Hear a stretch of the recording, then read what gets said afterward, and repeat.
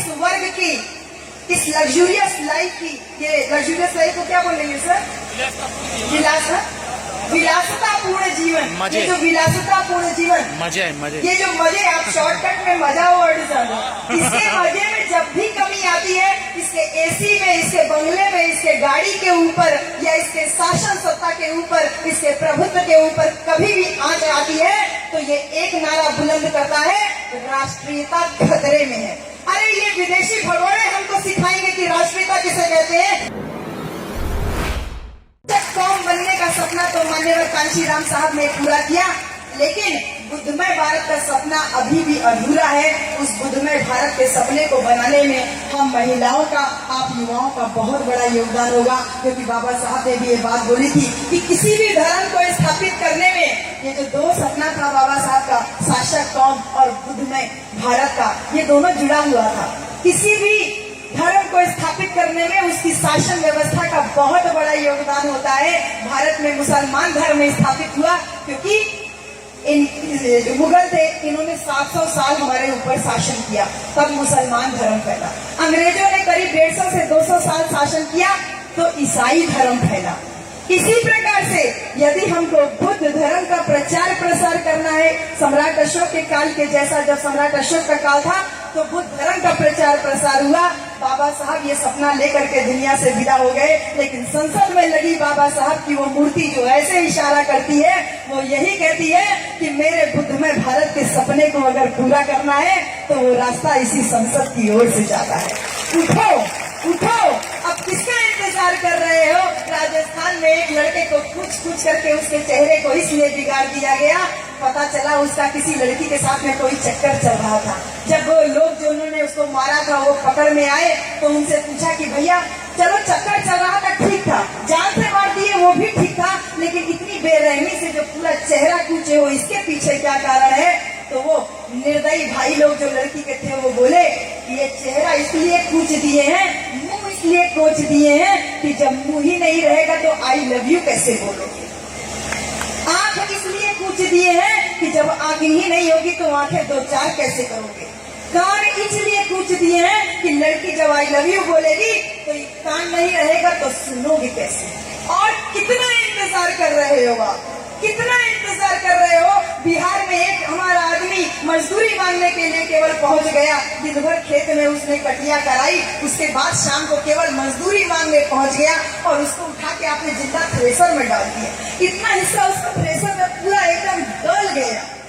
पंजाब में जो हुआ, हरियाणा में जो हुआ, वो किसी से छिपा नहीं है। केवल मजदूरी मांगने की ये इतनी बड़ी सजा थी कि जिंदा 3 लोगों का हाथ और पैर काट दिया गया, जिसमें 2 लोग मर गए। एक आदमी आज भी जिंदगी और मौत से बदतर जिंदगी जी रहा है, अस्पताल में पड़ा हुआ। कितना और अत्याचार तक आप लोग सहन करने की शक्ति है, मुझे तो समझ में नहीं आ रहा है। इसीलिए बाबा साहब ने इसका भी एक जवाब दिया था। बाबा साहब लिख करके गए हैं, बता करके गए हैं, आप उठिए, कम से कम चमचा युग ही पढ़ लीजिए। ये जवाब दे करके गए हैं बाबा साहब कि जब इसको उदाहरण दिया था जापान और फ्रांस की क्रांति क्या, कि जब फ्रांस और जापान में क्रांति हुई थी तो वहाँ पे 4 वर्ग था, दमियो, समुराई, हैनिन और एटा। दमियो वर्ग शासक वर्ग था, जैसे हमारे यहाँ आज ब्राह्मण वर्ग शासक है। इनकी संख्या मात्र 300 थी, लेकिन जब वहाँ पे लोकतंत्र की स्थापना हुई तो इस दमियो वर्ग ने खुशी खुशी कहा कि हम अपना सारा राजपाट त्यागते हैं, जिससे शासन सत्ता में सबकी बराबर की भागीदारी हो, क्योंकि हम तो बाहर से आए हैं। लेकिन ये जो एटा समुदाय के लोग हैं, ये यहाँ के मूल निवासी लोग हैं, हम सबका इक्वल डिस्ट्रीब्यूशन होना चाहिए, सारे संसाधनों का जो है बराबरी से हिस्सा बंटना चाहिए। बाबा साहब ने तब भी ये बात लिखी कि जापान और फ्रांस की क्रांति को भारत से जोड़ के कदापि नहीं देखा जाना चाहिए, क्योंकि भारत में जाति व्यवस्था है और इस जाति व्यवस्था के वजह से जो वर्ग सबसे ऊंचा बैठा हुआ है, जब इस वर्ग की, इस लग्जूरियस लाइफ की, ये लग्जूरियस लाइफ को क्या बोलेंगे सर? विलासतापूर्ण जीवन। मजे। ये जो विलासतापूर्ण जीवन, मजे मजे, ये जो मजे, आप शॉर्टकट में मजा वर्ड जानो, इसके मजे में जब भी कमी आती है, इसके एसी में, इसके बंगले में, इसके गाड़ी के ऊपर या इसके शासन सत्ता के ऊपर, इसके प्रभुत्व के ऊपर कभी भी आंच आती है तो ये एक नारा बुलंद करता है, राष्ट्रीयता खतरे में है। अरे ये विदेशी भगोड़े हमको सिखाएंगे कि राष्ट्रीयता किसे कहते हैं। देश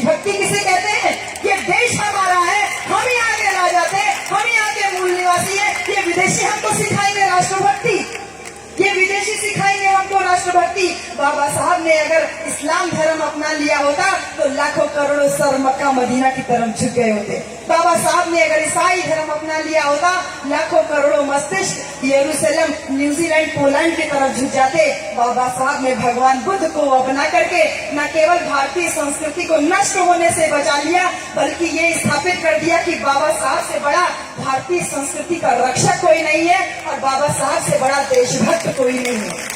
इसलिए देशभक्ति का नारा लगाने वाले अगर कोई सच्चे मायने में भागीदार हैं, हकदार हैं, तो वो हम बहुजन समाज के लोग हैं। ये विदेशी भगोड़े हमको न सिखाएं कि देशभक्ति किसे कहते हैं। मैं मोटी मोटी ही बात कह सकती हूँ मन से, क्योंकि सरकारी नौकरी में बंधी हुई हूँ इस वजह से। नहीं तो मन इतना खराब हो जाता है कि ये लगता है कि आज इस्तीफा दे दे और फुल टाइम काम करें। लेकिन साहब कांशीराम का समय कुछ और था।